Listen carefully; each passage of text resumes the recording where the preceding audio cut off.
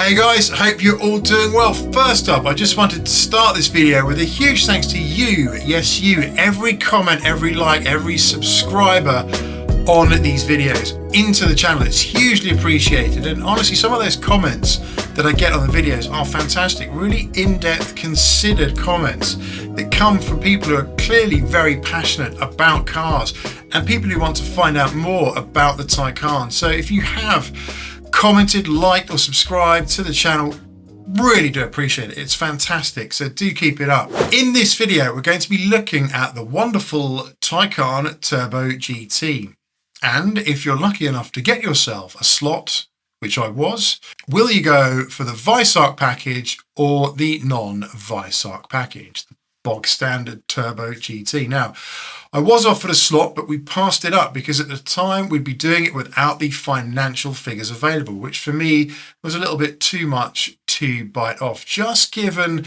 the potential risk there is right now with Taycan values and potential depreciation. Now, I am hearing rumours that people are indeed offering 300k to get their hands on a build slot for one of these cars, which, if it is indeed true, is fantastic. But the cynic in me does think, is this really happening, or is this Porsche putting folk out into the market themselves in order to keep those prices high? Now, we cannot be in a situation where this car tanks in value. At least I really hope it doesn't. It needs to hold itself quite high. But with a sea of Taycans out there, that number available on the used market just seems to get higher and higher every day. Last time I checked, it was over 800. It is still potentially a very risky purchase, but the numbers on the Taycan Turbo GT are indeed mind-blowing. It is such an exciting proposition to get into. Indeed, you've probably seen plenty of reviews on YouTube, people feeling mildly nauseous after their test drives in these things, saying that it's probably too much. Yeah, a car that is actually too much. And if it's too much for the track, is it going to be too much for the road? Is it bragging rights? People just wanting to say that they have one of the fastest cars that money can buy, and boy, is it that indeed. So we're going to be taking an in-depth look at the Weissach package and the non-Weissach package. How do they differ? Which one should you go for? Should you be lucky enough to get a slot or even have your build slot already booked? So let's start with the price of both cars. The price of both cars in the UK is absolutely the same. The Weissach package and the non-Weissach package are the same, which first up sounds a little bit strange. Both of them are £186,300, including the VAT. Why are they both the same? Normally, if you get the Weissach package on your GT3 RS or whatever it is, you're going to be paying a lot more. Well, the reason is, in order for them to put the Weissach package on the Taycan, they delete quite a few things and also limit your options that you've got available for that car. And we'll look at that in a bit. So let's start with the exterior of both those cars. How do they compare? How do they differ? Well, the Weissach package is pretty easy to spot. The reason why? It has that massive whale tail on the back. Now, I'm a little bit about this for the reason that I don't know how it's going to look in person.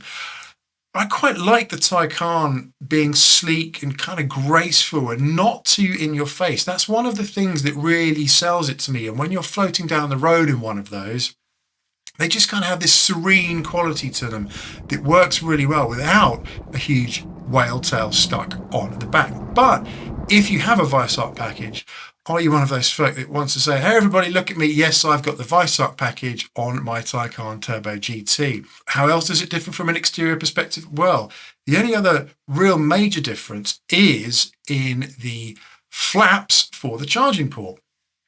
On the non-Weissach package, you have two, just as you would any normal Taycan. Don't forget, all the facelift ones, they all come with the electric flaps on either side. Previously, the base was just a manually operated one. So on the Weissach package, you only get one charging port, which is manually operated. I believe it's on the right-hand side. And the reason for this is to save weight and improve aero. Now, where you have electric charging port flaps, the mechanism in that actually blanks off those side vents. So it's kind of fake aero in a way. On the Weissach package, I believe those vents are indeed working vents, so air can pass through them. Again, adding to the aero and track appeal of this car. Other than that, the exterior design differences in those cars, pretty hard to spot because there aren't really any. You get the same rear valance diffuser trims, you get the same, and the shark fins at the side, you get the same front splitter, and also you get the same wheels and the same brakes. On the new car, you do get some additional colors to choose from, some of which are fantastic. Pale blue metallic looks absolutely beautiful, I have to say. But from an exterior perspective, that is pretty much it. Where this car really changes is when you open the rear doors. In the Weissach package, there are no rear seats. Rear seats have indeed been deleted, and you get all this cool carbon trim to look at. There is some storage there for some smallish bags that you can leverage, which is great because otherwise, you know, you're kind of losing what I think is one of the best features of the Taycan. Yes, it has 4 doors and 4 seats. Handy and convenient. Now, from a looks perspective, 2 doors would be better, but this is the thing here. You delete all those rear seats, all that useful capability that the Taycan offers by going for the Weissach package. And you think, wow, must save an absolute ton of weight by doing this. No, you don't. You only save 70 kilos by getting the Weissach package. 70 kilos on a car that weighs 2,290 kilos already is so insignificant, it's almost not worth bothering about. And yes, it does give you some very slight improvements in the performance figures with the Weissach package. And I'm talking about 0.1 of a second for each of those increments, which is not really much at all. The other difference as well with the Weissach and non-Weissach package is if you opt for the Weissach package, the options you can then add to the car as you could a normal Taycan are very, very limited. And this is where it all starts to break down for me. The Weissach package is obviously targeted as being a track car. The Taycan doesn't really work as a track car, and I'll get onto that in a bit. The great thing about the Taycan for me is all of those lovely additional options you can add onto the car that make driving it a complete and utter pleasure. This is what it's all about. Things like the adaptive cruise control, fantastic feature. You can also get the Inno Drive as well. All of these cool things that you cannot add on to a car if you spec the Weissach package, which for me is going to be a little bit frustrating because this is where the Taycan really comes into its own. That comfort, how easy it is to drive around, how relaxing it is. And without all these additional creature comforts that you can add to the normal version, if you get the Weissach package, are you going to be a little bit frustrated?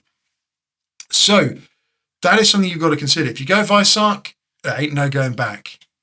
And the other thing as well is the Weissach is clearly targeted at the Taycan as being a track car. Driving a Taycan around the track is very, very limiting indeed. Not many UK track providers will offer rapid charging in any way, shape or form, so you have to leave the circuit to charge up and then come back. That's a real pain. I'm also hearing reports as well that the Taycan GT around a track does run hot. And because of that, you could potentially look into a situation where the battery is being throttled, which is going to limit that mad performance you get in the GT. So I think more real world exposure is needed to see how this shapes up. But for me, the Taycan as a track car doesn't really stack up. I always say if you want a track car, get something small, nimble, light, something that you're not going to be crying if you crash it as well, because that's a risk on track, and track day insurance is getting more and more expensive as the days go on. You've got to really weigh this up when choosing the Weissach package or not. Now, if we look at the numbers of both the Weissach package and the non-Weissach package are absolutely mind-meltingly crazy. Both cars have the same power figures. Doesn't matter whether you get the Weissach package or not, because it's the same powertrain. That 900 amp inverter, upgraded inverter over the normal turbo, a 600 amp inverter, giving you that additional power. So you're going to be looking at normal run rate BHP of about 778 bhp. And you've got the attack mode, which will take you up to about 900 brake horsepower-ish, I think. And then, of course, you've got the launch control, which will take you up to 1,019 brake horsepower, which is absolutely insane. Torque figures as well, incredible for both cars. You're looking at about 960 pounds for the torque, which is considerable. So they've absolutely blown this thing out of the park in terms of the numbers. And that is why people are so mind blown when they get in and drive this car. One other thing I want to look at here is the performance figures of both cars and how they differ. So if you look at the Weissach versus non-Weissach, the Weissach package is 2.1 to 16 and the non is 2.2 to 16. 0 to 100 is 4.4 versus 4.5 for the normal, and the mind-blowing figure of 0 to 124 miles an hour, 6.4 seconds, which this one is really hurting my head. 6.4 seconds for the Weissach, 6.6 for the non-Weissach. So it's a really insignificant difference between both the Weissach and the non-Weissach package. But if you want bragging rights of being the ultimate Taycan, then yes, you do need to get the Weissach package. So what would I do and why would I do it? Well, I would not get the Weissach package. For me, it just doesn't add up. It doesn't make sense. I think you're limiting the resale of that car potentially by getting the Weissach package. I think it's going to appeal to a smaller group of people than the non-Weissach package in terms of its flexibility and capability. For me, I would absolutely go non-Weissach, and I would get the Taycan Turbo GT with bells and whistles added. Things like the adaptive cruise control straight inner drive, which is just a great feature, nice to have, and all of the other customization options you can add to a non-Weissach Taycan Turbo GT. How do I think the values of these is going to hold up? Well, this is where it is a real struggle trying to look through that crystal ball and understand just how these cars are going to stack up in the long run. Now, what I do think is going to happen is, yes, values of these cars is going to be very strong initially. We could be seeing cars flipping for over, but you are looking at the fact this is still a battery electric vehicle. It is not necessarily an investment for the long term. Unlike, for example, a normal GT car would be a 911 GT3 RS, a GT2 RS, my favorite of all of the 911s. That is a car you would expect to have for 30, 40 years in terms of its lifespan, not necessarily the same owner. Would you really get that with a Taycan? Could you really be looking at that car in 30, 40 years' time and it's still being relevant? You're going to have to swap the battery out at some point, for sure. That is a significant expense. So these are all things that really start to break down when you look at the Taycan as a GT car. And this is where it's very hard to predict. But I do think initially you're going to potentially be looking at overs with a gradual decline as you move through these cars. Because the other thing to bear in mind as well is technology in this space is improving all the time. Look at the differences we've had between the pre-facelift and the post-facelift Taycan. The improvement in range, the improvement in power. It just kind of leaves you with a current Taycan thinking, wow, my car's already pretty much defunct, you know, it's already pretty dated. So technology is moving fast, it is a risk, but I think the sheer brutal power, acceleration and capability of that Taycan with the Weissach package installed around a track is probably going to sell it to a lot of people for sure. But for me, I'd be taking the easy option and getting the non-Weissach package. That is it for this video. Do appreciate you watching. Stay safe, stay well. See you on the next one, and bye.